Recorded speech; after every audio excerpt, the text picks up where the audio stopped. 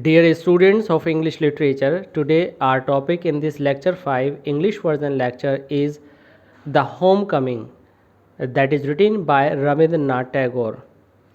Students, in lecture number 4, we came across the condition of Fatigue Chakravarti when he came to his aunt's house. Students, he was thinking that he would get a lot of joy, but when he came to Kolkata, there was a very different atmosphere there, and he was full of anguish. Student, this is M. Rahman, and you are attending oracy classes of English language. Dear students, to continue your syllabus, please subscribe our channel oracy classes of English language. Please like, share, and comment to us. Now, students, let's begin the homecoming lecture number 5 English version lecture. Students, in this lecture, you came to know one day Fatigue lost his lesson book. He was in a great problem because of the behavior of his aunt, and now today one more bad thing happened to him. One day Fatigue lost his lesson book in the school.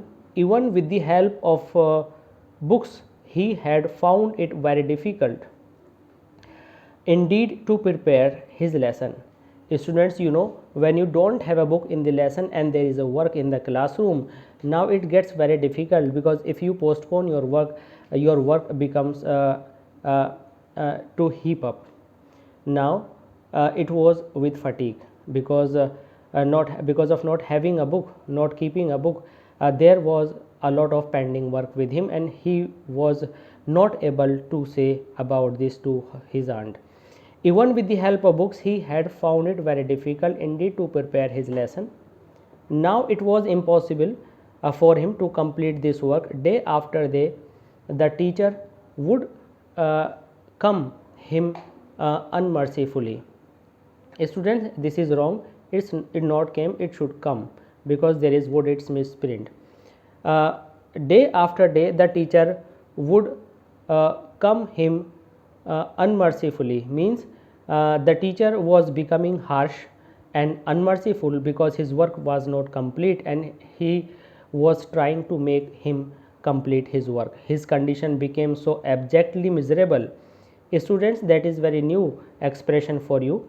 Abjectly miserable. Abjectly miserable means extremely in extreme bad condition. Abject means you can say in a sheer condition. In a sheer condition means on extreme level, that even his cousins were ashamed to own him, means his cousins do not want to let others that he was their cousin.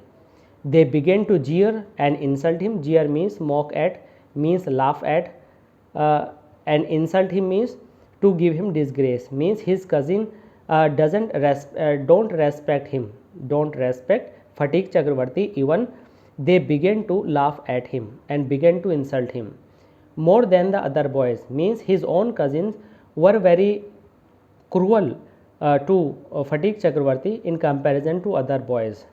In comparison to other boys, they were very harsh. He went to his aunt at last.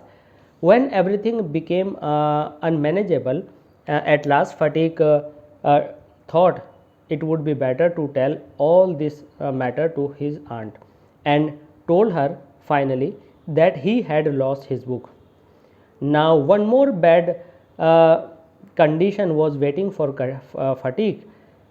His aunt pursed her lips in contempt and said, "Purse his lip" means she twisted her lips in hate and said, "You great clumsy country lout." Lout means a boy who is not on a right path, means a bad boy. Clumsy means a person that is difficult to manage. She addressed Fatigue Chakravarti as a very rude and rustic boy. Rustic means a person of a village who has no manners, and said, "How can I afford with all my family to buy you new books 5 times a month?" How can I afford means I am not able to give you books after books Because I have my family to manage, I can't manage one more person in my family. I can't manage to give you book 5 times a month. Actually, that was not 5 times, but it was only one time. But she was exaggerating the matter. She was trying to make a mole to a molehill. She was trying to exaggerate. That night, on his way back from school, Fatigue had a bad headache with a fit of shivering. Students, when he returned from school, after this incident, he was burning with a fever and he was shivering. He felt that he was going to have an attack of malarial fever. He had malaria.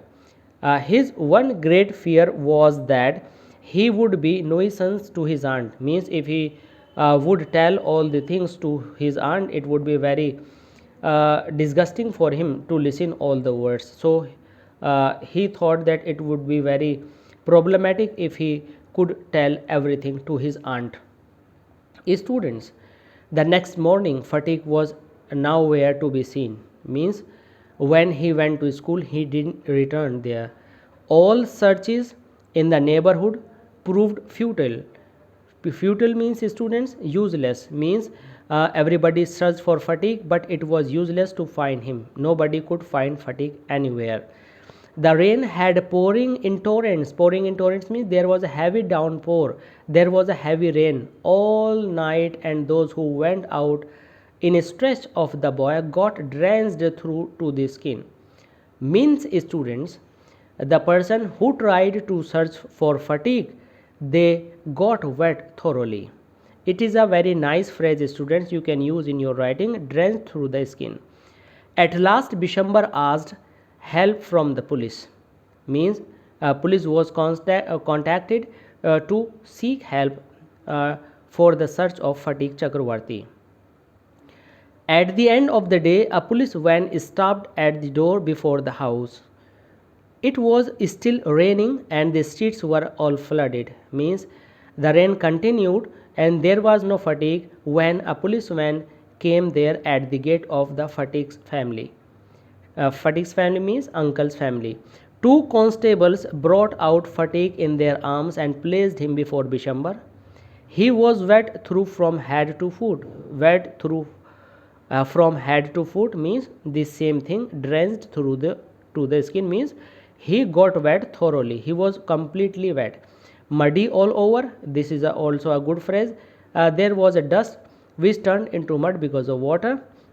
His face and eyes flushed red with fever.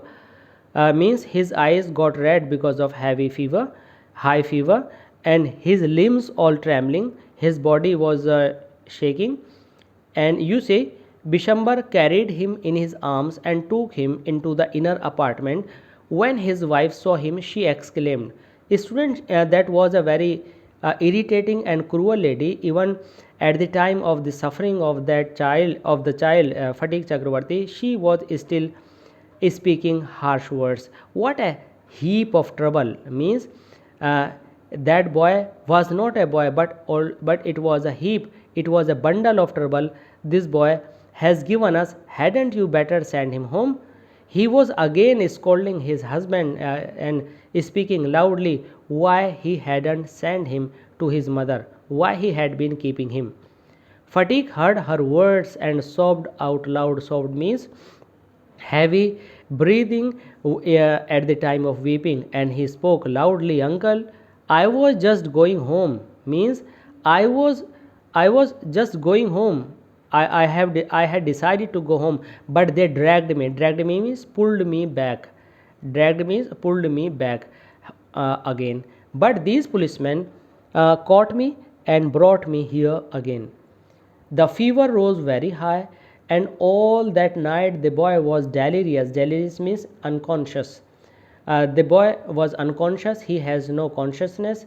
Bishambar brought in a doctor. Fatigue opened his eyes, flushed with fever, and looked out to the ceiling. Means he was gazing the ceiling in the room.